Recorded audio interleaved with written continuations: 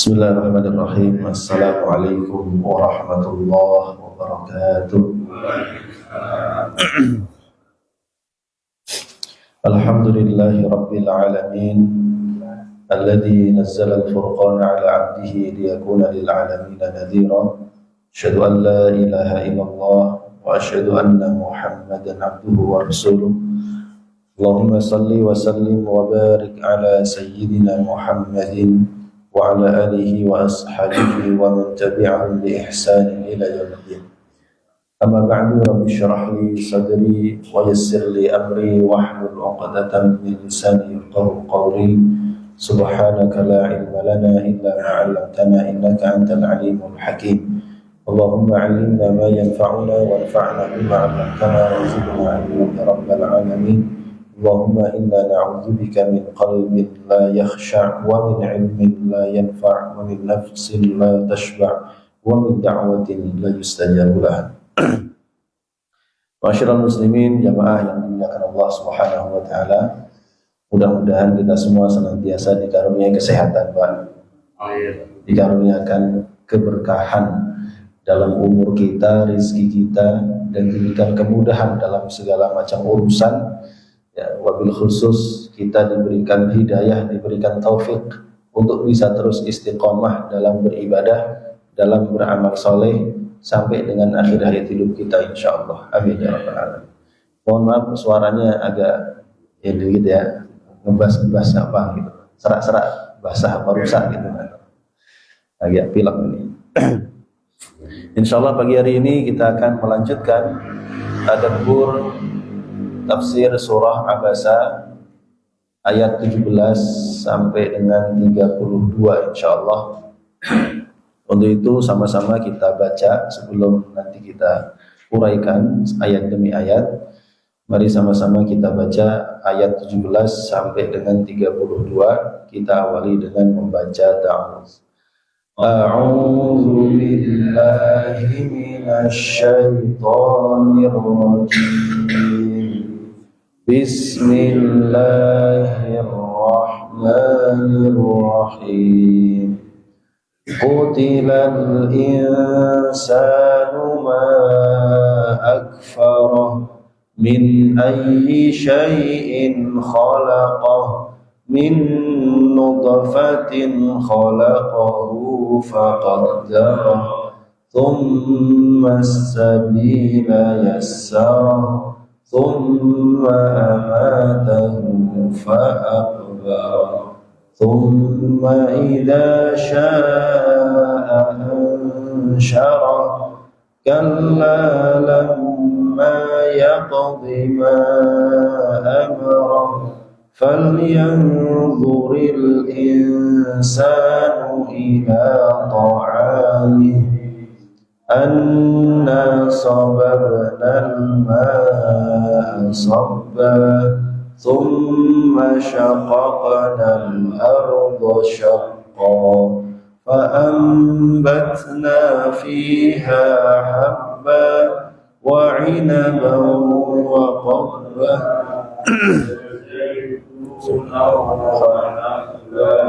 وحدائق غلبا وفاكهة وأبا متاعا لكم ولأنعامكم.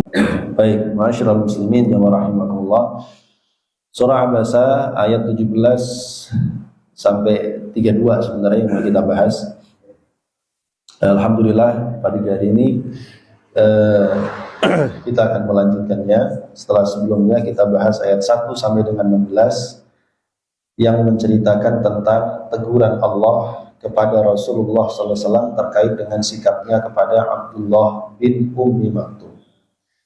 Lalu kemudian Allah Subhanahu wa taala di beberapa ayat sebelumnya mengatakan kalla innaha tadhkirah faman syaa'a dzakara fi suhufin mukarramah marfu'atin mutahharah bi aidi safarah kiramin bararah. Bahwa Al-Quran ini, surat ini tidak lain merupakan peringatan, tidak lain merupakan nasihat yang Allah sampaikan melalui Rasulnya dan ditujukan kepada seluruh hamba-hambanya, kepada seluruh manusia. Faman syaa dzakarah, maka siapapun yang memiliki kesadaran, ya, hendaknya menjadikan Quran ini sebagai pelajaran, sebagai peringatan, sebagai nasihat. Dan memang yang akan mengambil menjadikan Quran sebagai pelajaran dan nasihat itu hanya orang yang beriman, hanya orang yang bertakwa, orang yang di hatinya ada rasa takut kepada Allah. Adapun mereka yang tidak beriman di hatinya dan tidak memiliki rasa takut kepada Allah, serta tidak memiliki keinginan untuk mencari kebenaran, tentu Quran ini tidak akan memberikan manfaat kepadanya. Ya, dan kita sudah banyak menyaksikan dalam kehidupan ini orang-orang yang mendapatkan hidayah karena Quran, ataupun orang-orang yang justru malah tersesat, ya, meskipun di sisinya ada Al-Quran.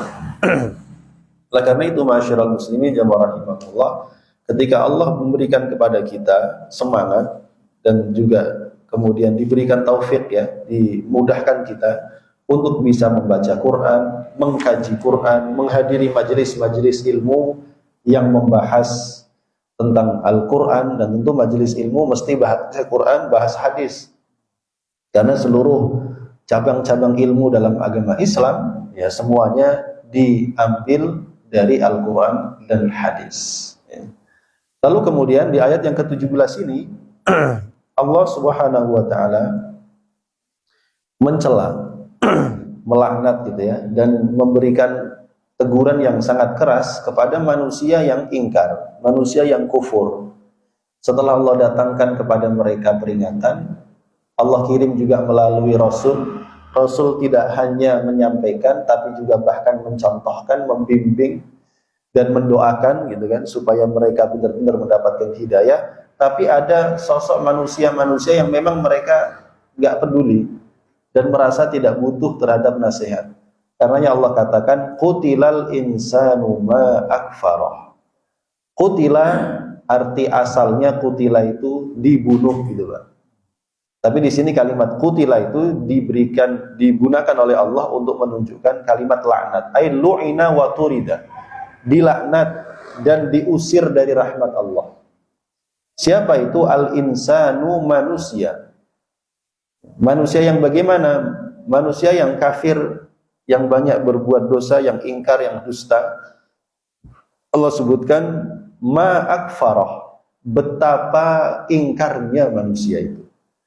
Qutilal insanu ma'akfarah, celakalah manusia, terlaknatlah dia, betapa kufurnya dia terhadap Al-Quran yang diturunkan oleh Allah Subhanahu wa ta'ala. Sehingga mereka mendustakan Rasul, mendustakan Al-Quran, dan mengingkari semua yang Allah sampaikan dalam Quran. Termasuk mereka mengingkari adanya Yaumul Ba'ats, hari kebangkitan. Mereka mengingkari Yaumul Hisab, hari perhitungan. Mereka mengingkari Yaumul Jaza, hari pembalasan. Sehingga kalau manusia itu dia tidak meyakini adanya kehidupan setelah kematian, dia tidak percaya ada alam barzakh, bahwa manusia dikubur itu mendapatkan nikmat atau mendapatkan siksa, terus pertanyaan kubur, fitnah kubur dan lain sebagainya. Dia tidak percaya dengan hari kiamat.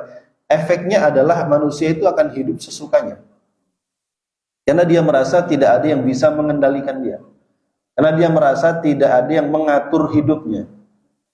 Maka hidupnya pasti akan memperturutkan hawa nafsunya. Paling-paling dia takut sama polisi kalau ketahuan. Kalau nggak ketahuan, ya nggak ketahuan, nggak apa-apa. Korupsi dikit-dikit nggak apa-apa. Ya. Jadi nggak ada lagi konsep halal haram dalam hidupnya, Pak. Nggak ada lagi konsep ini istri saya, itu istri orang, tuh nggak ada. Ya. Bahkan kalau perlu, ya kalau mau kumpul aja serumah, nggak usah pakai nikah-nikahan begitu. Ini konsep kehidupan yang tidak membawa keyakinan dan keimanan kepada Allah dan hari akhir. Dan itu amat sangat membahayakan.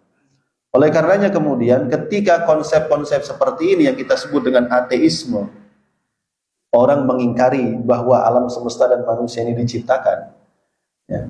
Orang kemudian menolak agama, bahkan menganggapnya sebagai candu, sebagai penyakit, dan dianggap sebagai cukup produk sejarah gitu. Maka yang terjadi kemudian ketika mereka ini menjadi orang-orang yang membawa itu, mengaplikasikannya dalam kehidupan bermasyarakat dan mereka menjadi pemimpin, maka jadilah seperti negara-negara yang tidak menerapkan ya aturan kecuali semaunya sendiri.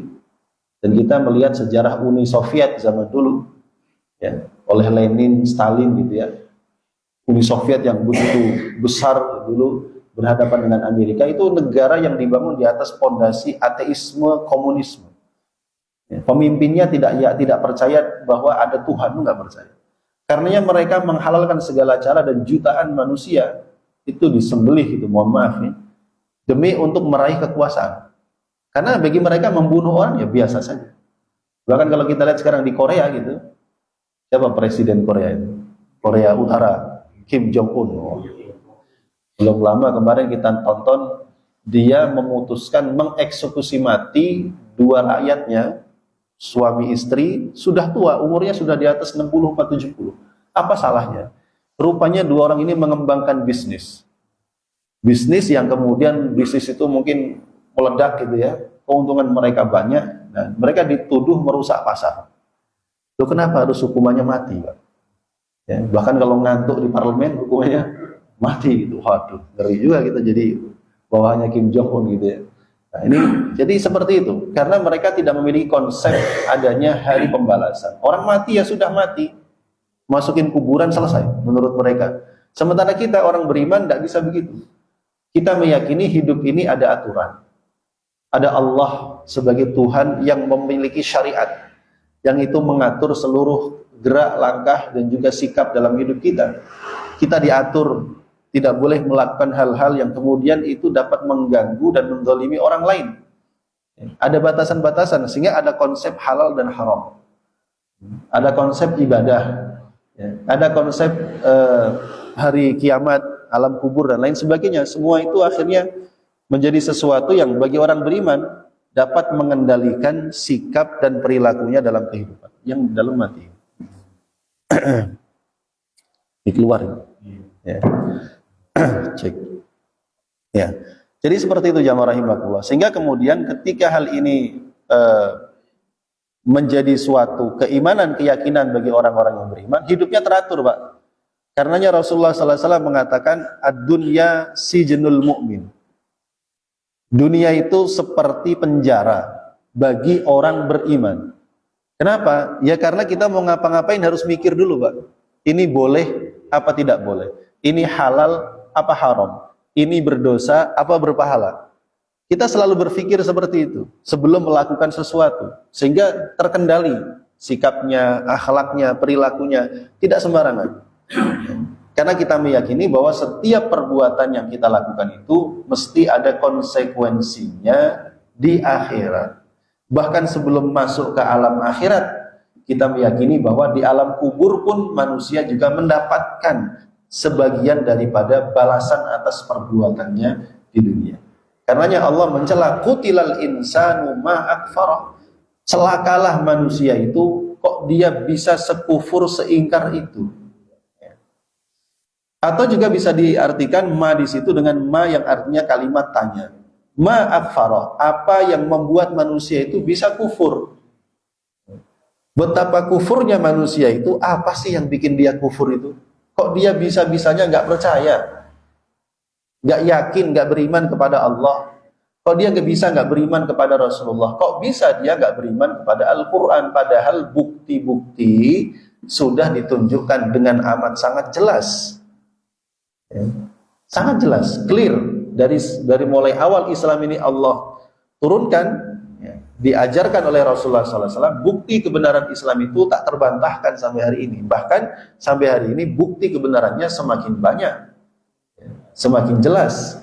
Dan orang-orang yang kemudian Allah berikan hidayah melalui Quran, mereka menjadi muslim yang baik, muslim yang taat, perilakunya menjadi lebih baik dan bisa memberikan perubahan dalam kehidupan, perubahan yang lebih baik.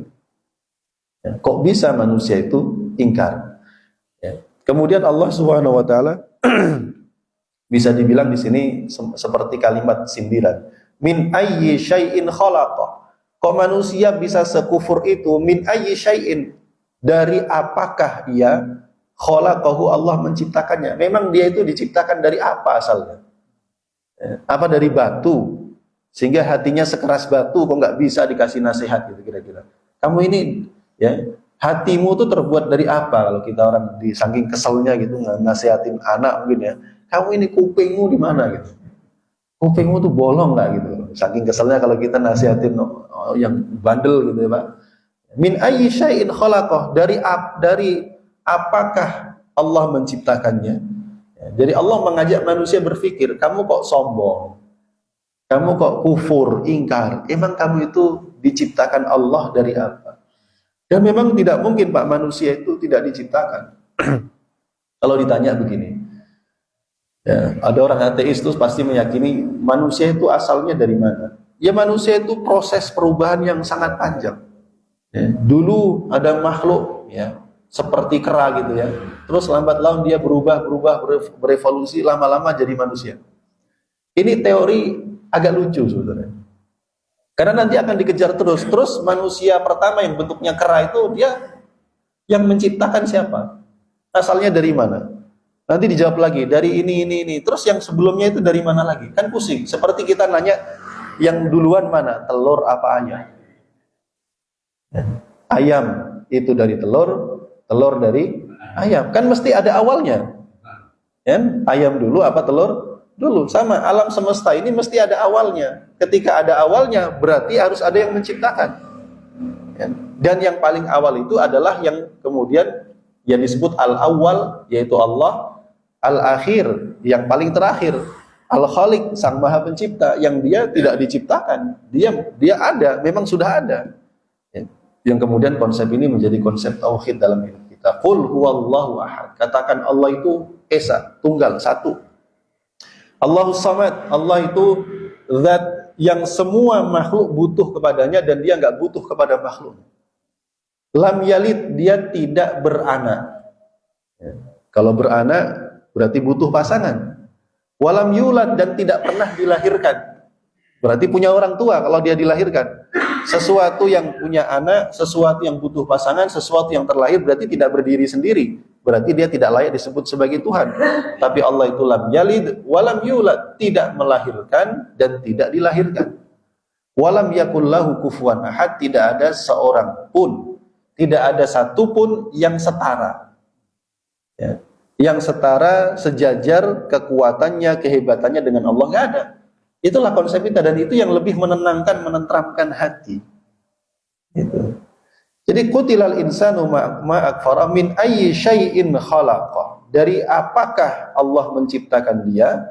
Min nutfatin, yaitu Allah ciptakan dia min nutfah. Khalaqahu, Allah menciptakannya. Nutfah adalah sperma. Ya, air mani. Yang kira-kira kalau dipegang itu manusia jijik. Ya. Jadi Allah ingin mengingatkan kepada kita semua, manusia itu betapapun wujudnya, dia sudah dewasa, dia ganteng, dia gagah, dia hebat berkuasa, dia punya ilmu yang tinggi, dia punya harta yang banyak, semuanya asal muasalnya sama. Min nutfatin khalaqah, terbuat dari setetes air yang hina. Yang manusianya sendiri itu jijik. Makanya sampai ada pertanyaan, ya, sperma itu najis apa tidak gitu. Walaupun dalam hukum fikih disebut ya nggak najis. Kalau spermanya najis jadi manusia najis juga gitu ya. Min ayyi syai'in khalaqa min nutfatin khalaqa. Semua terbuat dari setetes air yang hina. Ya. Yang artinya bahwa setetes air yang hina itu kalau tidak dibantu oleh Allah dalam proses penciptaannya, tidak akan pernah jadi manusia. Tidak akan pernah jadi. Jadi kalau tidak dikawal oleh Allah proses penciptaannya, tidak akan pernah jadi nutfah itu menjadi manusia. Nggak bisa. Karenanya kita mendapati banyak ayat-ayat Al-Quran ataupun hadis Rasulullah SAW yang menjelaskan tentang proses penciptaan manusia. Ya, kalau ditinjau dari sisi ilmu pengetahuan, ini kemukjizatan, mukjizat ilmiah, mukjizat sains dalam Al-Quran. Ya. Quran diturunkan 14 abad yang lalu, di mana manusia itu belum mengenal yang namanya ilmu pengetahuan sampai kedokteran dan embriologi gitu ya, tentang ilmu kandungan belum kenal. Tapi Quran sudah berbicara tentang proses penciptaan manusia. Itu nggak mungkin kalau Rasulullah ngarang sendiri, nggak mungkin. Pasti merupakan wahyu dari Allah. Ya. Nah, di sini jamaah rahimakumullah, dari sisi kita sebagai orang beriman, Allah mengingatkan kepada kita, mengingatkan kepada manusia tentang proses penciptaannya, dari mana dia diciptakan, supaya manusia sadar betapa hinanya dia, betapa rendahnya dirinya, dan betapa lemahnya dia. Kalau tidak dibantu oleh Allah, dikawal oleh Allah proses penciptaannya, tidak akan pernah jadi manusia, Pak. Ya. Kadangkala yang sudah, mohon maaf, nutfah ini kalau sudah masuk ke rahim jadi janin. Kadangkala lahir, mohon maaf, dalam kondisi yang tidak normal. Allah uji dengan, mohon maaf, ada sebagian saudara kita yang Allah berikan ujian itu fisiknya tidak normal. Dan itu juga menunjukkan kebesaran kekuasaan Allah. Ternyata dengan kondisi yang nggak normal pun masih hidup gitu. Maka manusia yang diciptakan oleh Allah dengan normal hendaknya jangan sombong. Karena dia itu semuanya adalah merupakan ciptaan Allah, ya. Min nutfatin khalaqahu faqaddarahu. Faqaddara artinya dia benar-benar dibentuk, ditetapkan, ditentukan oleh Allah, dibentuk, ya. Bentuknya jadi manusia beneran, kepalanya di atas, ya. Kepalanya ada telinganya 2, hidungnya di depan, ya kan? Lubangnya di bawah, nggak di atas. Matanya pas di situ, ya. Mulutnya juga demikian, giginya, semua itu lengkap. Sampai kalau dalam surah Al-Qiyamah, sampai ibu jarinya atau jari jemarinya, sampai sidik jarinya itu sempurna sekali. Manusia faqaddara itu semua Allah yang menetapkan, menentukan. Sehingga seharusnya kalau manusia berpikir sampai ke sini, dia tidak mungkin bersikap sombong. Ya. Tsummas sabila yassara. Tsummas sabil, kemudian as-sabil. Sabil artinya thariq, jalan. Jalan dia dari rahim keluar lahir ke dunia, yassarahu, Allah mudahkan. Ya. Bagaimana seorang bayi yang segede itu, ada yang 3 kilo, 3,5 kilo, ada yang 4 kilo, bisa keluar, mohon maaf, dari lubang yang sangat kecil. Ya. Itu kalau bukan Allah yang memudahkan, ya. Betapa kita menyaksikan. Ada pernah kejadian, Pak, ketika si bayi itu kepalanya udah keluar, ditarik sama parajinya, putus, Pak. Jadi badannya ketinggalan, kepalanya karena ditarik mungkin terlalu keras, putus, Pak. Ya, kita itu udah kebayang gitu ya. Ya, secara Allah mudahkan. Sekarang juga Allah kasih teknologi, begitu tidak bisa lewat jalan yang seharusnya, ada operasi. Walaupun itu seharusnya menjadi jalan terakhir, bukan menjadi tren gitu ya. Kalau menjadi tren jelas itu haram. Saya nggak mau lah ngelahirin normal, sesar aja. Padahal harusnya bisa, itu nggak boleh, haram. Karena merusak bagian tubuh. Itu tsummas sabila yassar, dimudahkan jalannya. Bahkan tidak cuma jalan lahirnya, nanti jalan rizkinya juga Allah mudahkan. Tadinya di perut, di rahim ibunya, rizkinya itu hanya melalui plasenta. Yang di sini ari-ari, tali pusar, rizkinya kan lewat situ. Begitu dia lahir, yang sini udah nggak bisa jadi jalur rizki, Allah pindah ke sini, mulut. Yang tadinya sumbernya 1, sekarang mohon maaf menjadi 2, ya. Dari ibunya punya 2, ya. Payudara, ya, 2 sumber rizkinya. Nanti kalau dia sudah makin besar, sudah umur 6 bulan, ASI eksklusifnya sudah selesai, ya, Allah hadirkan jalan rizki dari tempat yang lain. Dia sudah mulai makan nasi, makan bubur lah gitu ya, makan pisang, makan buah. Nanti udah gede lagi, wow, udah macam-macam, Pak, udah minta jajan sama orang tuanya. Iya, segala macam doyan. Ini kan semua jalan rizki yang Allah berikan. Sebelumnya kalau dia masih kecil, jalan rizkinya lewat orang tuanya. Nanti kalau dia sudah dewasa, Allah berikan pintu rizki dari mana-mana. Itu jalan. Begitu pula jalan untuk dia mengetahui kebenaran, jalan untuk dia mengetahui tentang Islam ini, Allah berikan jalannya. Ya, Allah lahirkan dia dari orang tua yang muslim misalkan. Berarti dia sudah tanpa harus mencari Islam, Allah sudah berikan Islam kepadanya. Sehingga dia tidak merasakan menjadi orang-orang yang tersesat. Jadi kalau manusia mau merenung sampai sesitu, dia akan menyadari bahwa betapa besar karunia Allah kepadanya. Makanya para ulama itu kalau mereka mendapatkan ujian cobaan, Pak, entah itu kekurangan rizki, kesempitan, atau mungkin diuji dengan penyakit gitu ya, mereka masih mengucapkan Alhamdulillah. Kenapa? Alhamdulillah yang diuji kesehatanku, yang diuji cuman rizkiku, yang diuji cuman duniaku. Alhamdulillah Islamku masih ada. Saya masih bisa ngucapin Alhamdulillah, saya masih bisa ngucapin Subhanallah, saya masih bisa mendengar dan menjawab panggilan adzan, saya masih bisa takbir sholat, saya masih bisa sujud memohon berdoa kepada Allah. Itu kan nikmat besar yang sering manusia itu tidak melihat itu sebagai nikmat, tapi seringkali manusia menganggap itu sebagai beban gitu. Dianggap nikmat itu kalau dia dapat duit, ada kiriman jatah makanan, waduh, ya, dinaikin pangkat, itu baru dianggap rezeki, baru dianggap itu nikmat. Padahal ada nikmat yang lebih besar, Allah jaga iman Islam kita sehingga tidak rusak. Sehingga ketika mereka berpikir dengan cara seperti ini, kesabarannya itu menjadi kuat. Allah, sabar sebentar lah, ya, hidup juga sebentar. Kalaupun Allah miskinkan saya sampai mati, nggak apa-apa. Misalkan ya, walaupun kita juga bisa berdoa kepada Allah supaya diberikan kecukupan rezeki. Artinya ujian dunia itu sesaat, sabar sebentar lah. Seperti itu. Ya.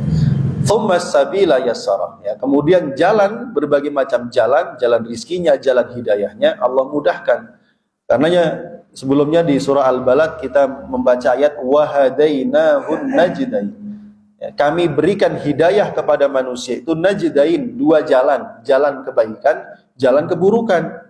Inna hadainahu sabila imma syakira wa imma kafura. Kami berikan hidayah, sebuah jalan, jalan kehidupan bagi manusia. Imma syakira, ada yang memilih menjadi orang yang bersyukur, wa imma kafura, ada yang memilih menjadi orang yang ingkar.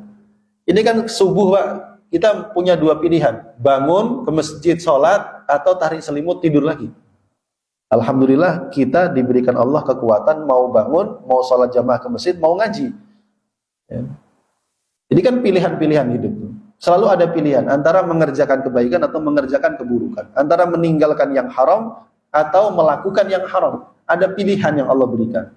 Ya. Tsumma amatahu. Kemudian Allah mematikannya. Dari terlahir diciptakan Allah, ya, dilahirkan, diberikan jalan hidup oleh Allah, lambat laun kalau sudah sampai ajalnya, amatahu, Allah mematikannya di dunia ini. Ya. Kalau sudah sampai ajalnya, dimatikan oleh Allah, dicabut rohnya, ya, maka dia kemudian masuk ke alam kubur, dikuburkan, pindah alam dari alam dunia ke alam barzakh. Di alam barzakh manusia akan dihimpit oleh tanah kuburan. Ada yang dihimpit sampai tulangnya remuk, hancur karena mereka tidak beriman. Tapi ada yang setelah dihimpit, dilapangkan kuburnya karena dia orang yang beriman dan banyak beramal soleh. Jadi sama-sama kena himpitan. Bedanya kalau orang beriman akan dilapangkan oleh Allah kuburnya, kalau dia orang yang tidak beriman, dia akan sempit. Dan itu terus dia alami sampai hari kiamat. Padahal di kuburan itu manusia kondisi di kuburan jauh lebih panjang daripada umurnya di dunia. Di dunia umurnya paling 60-70. Ya, di kuburan bisa lebih dari 100 tahun. Bahkan mungkin ya ada orang yang sampai sekarang sudah terkubur itu ribuan jutaan tahun. Ya. Habil yang dulu dibunuh pertama, manusia pertama yang mati terbunuh, dibunuh saudaranya Qabil, dikuburkan, itu sampai sekarang sudah berapa juta tahun. Panjang sekali. Ya. Saudara-saudara kita yang meninggal 10 tahun yang lalu, 50 tahun yang lalu, kalau kita lewat ke kuburan kan ada tulisannya, lahir sekian, meninggal sekian. Kita lihat tanggal meninggalnya tahun seberapa, itu udah sekian lama dia di kuburan. Dia mendapat nikmat atau mendapat siksa, kan kita tidak tahu. Ya. Itu di alam barzakh. Ya. Ketika kematian menghampiri. Ya, dan di alam barzakh itu namanya kuburan, pertama dia sempit, Yang kedua gelap. Yang ketiga sepi, Pak. Kecuali orang yang beriman, kuburnya dilapangkan, diterangi. Yang menerangi amal solehnya. Dan yang menemani adalah amal solehnya juga.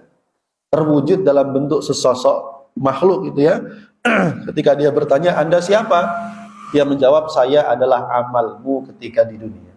Saya ditugaskan ke sini untuk menemanimu sampai kiamat tiba. Jadi punya teman ngobrol, Pak. Ya. Bahkan dalam beberapa riwayat, ruh-ruh orang yang beriman itu ketika meninggal, dia dipertemukan. Jadi mungkin bisa main ke kuburan sebelah. Gimana kabarnya? Udah berapa tahun? Ya. Bahkan nanti kalau ada kerabatnya, keluarganya yang meninggal, kalau sama-sama orang yang beriman, bisa ketemu. Gimana kabar, misalkan kalau sama-sama mati, kabar itu gimana? Kamu tinggalin kondisinya gimana yang masih hidup? Dia nanya kabarnya orang yang masih hidup. Keluarga kita yang masih hidup gimana kabarnya? Nanya. Misalkan ada bapak meninggal duluan. Nggak lama, misalkan anaknya nyusul. Ya, ketemu misalkan, karena ini anak sama bapak sama-sama soleh-soleha. Dipertemu di alam kubur, ya, tanya, ibumu gimana kabarnya? Nak? Loh, Pak, ibu tuh sudah meninggal duluan kok sebelum saya. Emang nggak ketemu? Enggak. Oh, berarti kondisi istrinya nggak baik berarti. Karena nggak ketemu. Itu sampai seperti itu dalam beberapa riwayat. Dan itu berjalan sampai hari kiamat. Tsumma amatahu, kemudian dia dimatikan oleh Allah, fa'akbarahu, kemudian dikuburkan. Tsumma idza syaa, kemudian jika Allah menghendaki sampai waktunya, ansyarahu, Allah akan menghidupkannya, membangkitkannya kembali, yaitu pada hari kiamat. Tsumma idza syaa ansyarah, manusia setelah mati dikuburkan kelak akan dibangkitkan kembali pada hari kiamat. Tsumma innakum ba'da dzalika lamayyitun, kemudian sesungguhnya kalian setelah kehidupan dunia kalian akan dimatikan. Tsumma innakum yaumal qiyamati tub'atsun, kemudian kelak kalian pada hari kiamat akan dibangkitkan. Al-Mu'minun 15-16. Nah, disinilah kemudian jamaah rahimakumullah orang beriman meyakini yang tidak diyakini oleh orang-orang yang tidak beriman tentang adanya hari kebangkitan. Ya. Rasulullah SAW bersabda dari hadis Hudzaifah bahwa Rasulullah SAW, kata Hudzaifah, ketika beliau hendak tidur, hendak berbaring ke tempat tidurnya, qala, beliau membaca, Allahumma bika ahya wa amut. Doa sebelum tidur. Bismika Allahumma ahya wa bismika. Dengan menyebut namamu ya Allah aku hidup, dan dengan menyebut namamu aku mati. Karena orang tidur itu saudaranya mati, Pak. Jadi itu doa kita sebelum tidur. Kenapa demikian? Karena ya besok pagi-pagi, ya kalau saya dibangunkan lagi. Kalau enggak, lewat, Pak. Ya. Belum lama murid kami di RW 5, murid ya. Dia sudah kuliah. Dulu murid di SMP. Kata bapaknya, ini anak saya nggak sakit. Jam 9 tidur seperti biasa. Begitu subuh mau dibangunin bapaknya, mau dia ke masjid, udah nggak ada, Pak. Jadi itulah tidur untuk selamanya deh. Ya. Itu seperti itu kematian. Bismika Allahumma ahya wa bismika amut. Ya.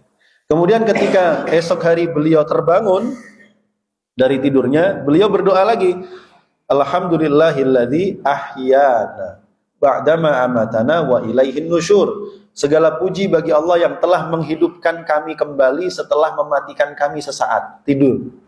Ya. Dan kelak hanya kepadanya kita akan dikembalikan.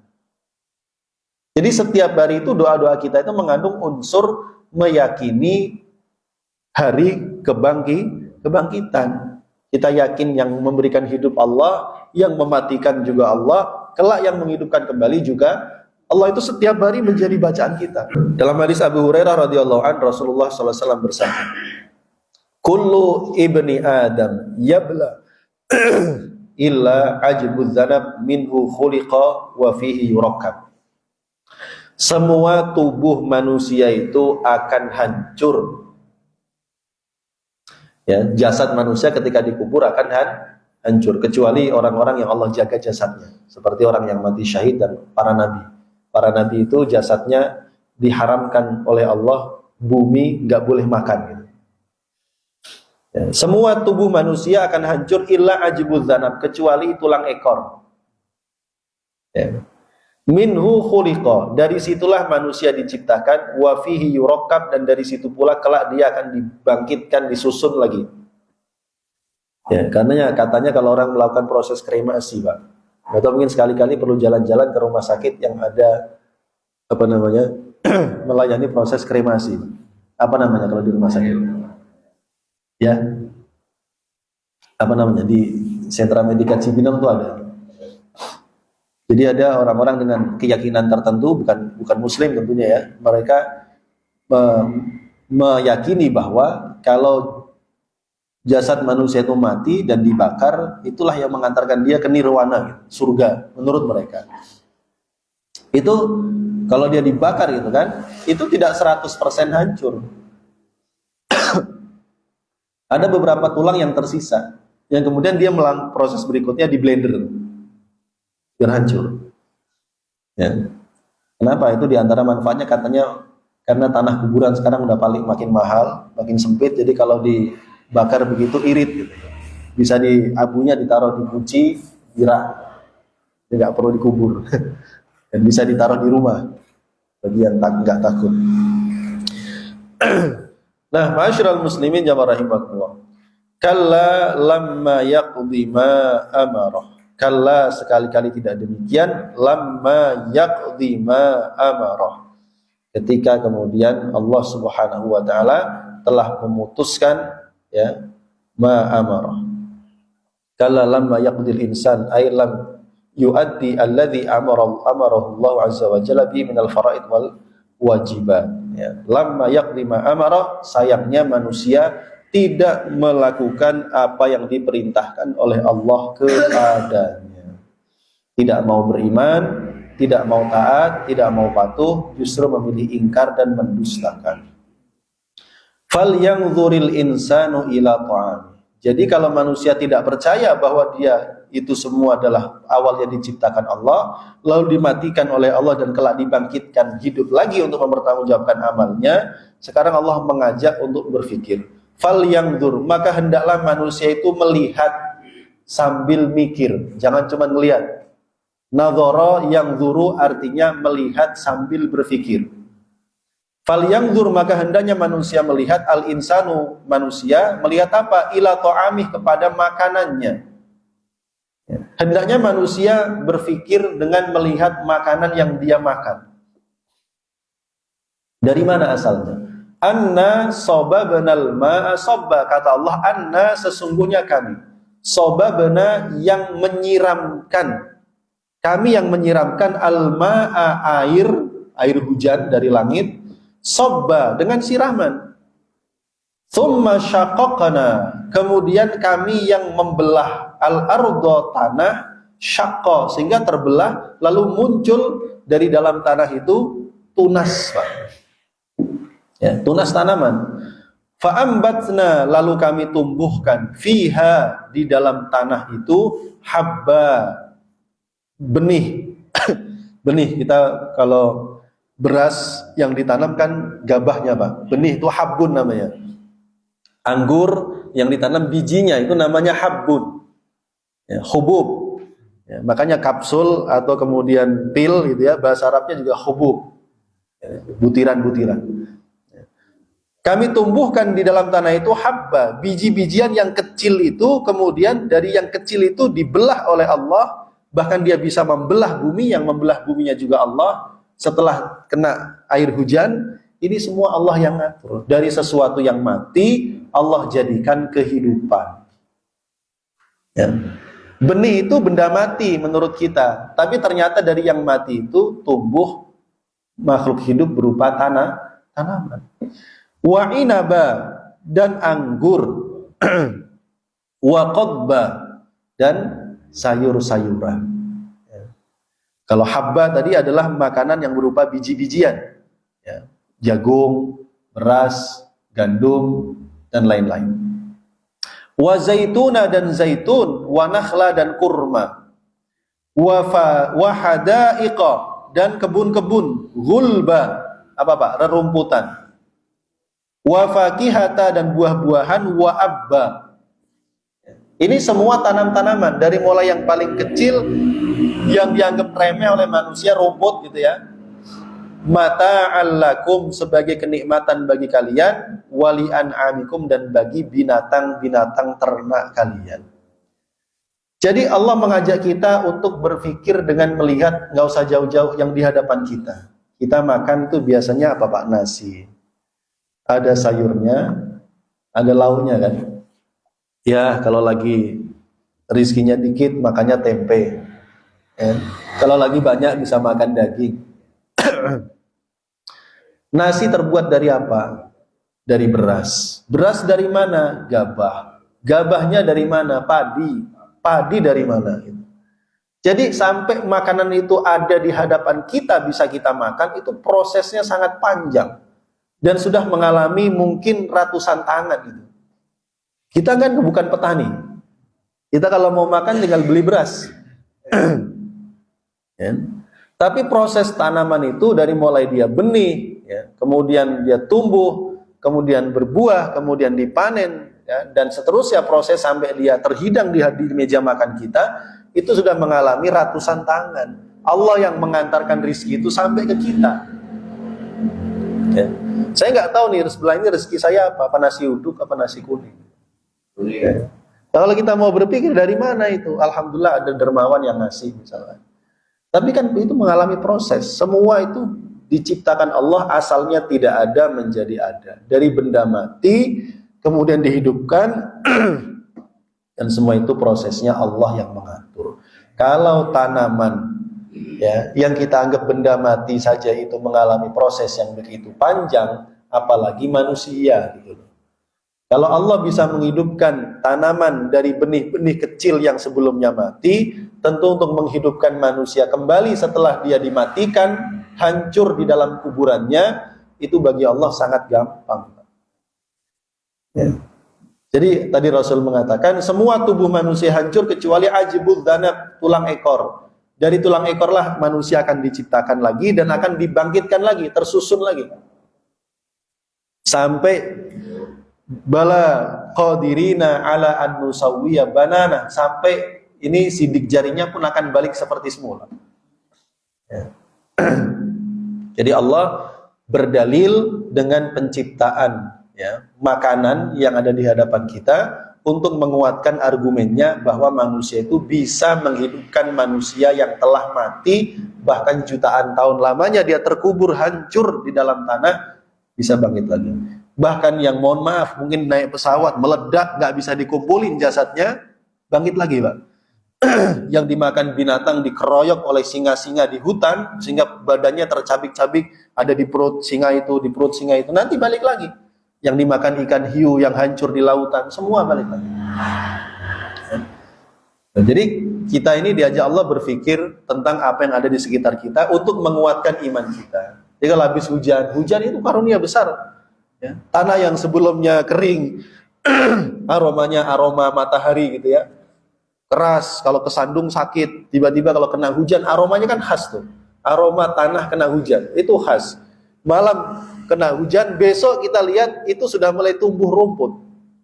Begitu cepatnya Allah menciptakan tanaman, ya, dari sesuatu yang mati. Makanya diantara bacaan zikir kita pagi sore kan gitu, Qulillahumma malikal mulki tu'til mulka man tasha wa tanzi'ul mulka mimman tasha wa tu'izzu man tasha wa tudhillu man tasha biyadikal khair innaka ala kulli syai'in qadir.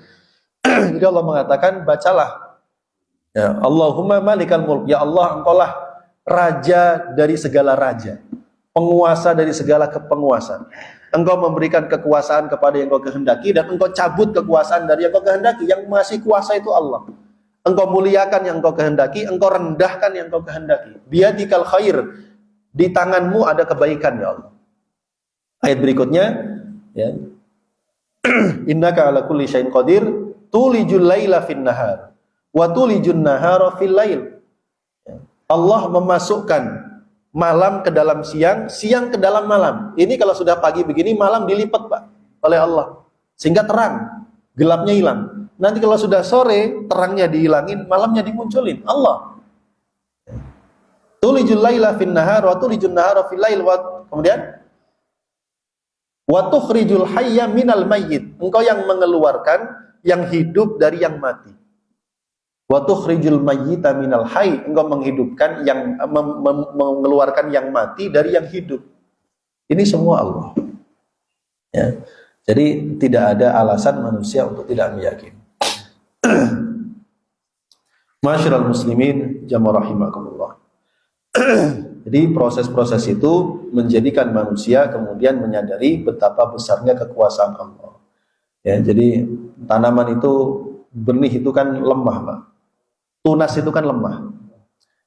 Tapi dia bisa dibuat Allah menembus tanah yang keras. Ya kan? Biji itu kan ditanam di dalam tanah. Tanahnya keras. Tapi dia bisa nembus ke atas. Karena kalau walaupun di bawahnya dikasih, mohon maaf, di atasnya dikasih batu, coba tanam benih anggur misalkan, taruh dalam tanah, kasih batu di atasnya, dia tetap tumbuh, Pak, cari jalan dia. Dan itu yang ngasih tahu siapa? Di sini ada batu, lewatnya sebelah sini. Ini siapa yang ngasih tahu? Bahkan orang yang punya kerajinan itu menciptakan tanaman bisa dibentuk muter-muter, itu kan karena tanaman itu kan dia berkiblatnya kepada matahari kan. Jadi putar ke sini, jadi dia nengok lagi ke matahari, diputar lagi besoknya. Prosesnya banyak. Ya, jadi semua itu ada kekuasaan Allah Subhanahu wa taala. Ma'asyiral muslimin jamaah Allah. Di sini disebutkan beberapa tumbuhan-tumbuhan yang sangat bermanfaat bagi kehidupan manusia. Manusia itu hidup dengan biji-bijian. Dan ternyata makanan pokok kita juga biji-bijian. Kalau enggak, manusia itu kalau enggak makannya beras, ya biar nasi dari beras gitu ya, gandum. Ya, itu kan mesti itu. Kurma kalau di Arab, biji-bijian juga ada biji-bijiannya. Wa inaban, ada anggur. Anggur bermanfaat bagi kehidupan kita. Wa qotba, qotba? Sayuran. Wa zaitun, minyak zaitun, sangat bermanfaat. Wa nakhla kurma, walaupun adanya kalau Ramadan doang. Wa faqihatau wa hadaiqa gulba, kebun-kebun yang lebat. Wa faqihatau wa abba, buah-buahan dan rumput-rumputan. Mata'al lakum, sebagai semua itu Allah ciptakan tumbuhan itu untuk kesenangan lakum, kalian wahai manusia, wali an'amikum, dan untuk binatang-binatang ternak. Karena binatang kita ini juga nggak sehat, nggak gemuk kalau nggak makan tanaman. Itulah mengapa Allah mengatakan semua diciptakan dari tanah. Maksudnya manusia itu asalnya tanah, makannya juga dari tanah. Baik tanaman ataupun dari binatang, karena binatang juga makannya dari tanah. Ya, mata'al lakum wa li'an'amikum. Jadi semua diciptakan Allah untuk kesenangan manusia, bukan yang lain. Ini menandakan manusia makhluk yang Allah muliakan, dan semua makhluk yang lain selain manusia itu diciptakan untuk melayani manusia. Ya, tanah, gunung, lautan, ya, awan, hujan, tanaman, binatang, semua diciptakan Allah untuk melayani kesenangan manusia. Mata'al lakum wa li'an'amikum. Baik, ma'asyiral muslimin jamaah rahimakumullah, ya, demikian mungkin yang bisa kita kaji dalam kesempatan pagi hari ini, ayat 17 sampai dengan ayat 32 dari surah Abasa, yang mudah-mudahan bermanfaat dan bisa semakin menguatkan keimanan kita kepada Allah Subhanahu wa ta'ala, terutama terkait iman kita terhadap hari kebangkitan kelak pada hari kiamat. Wallahu a'lam bishawab.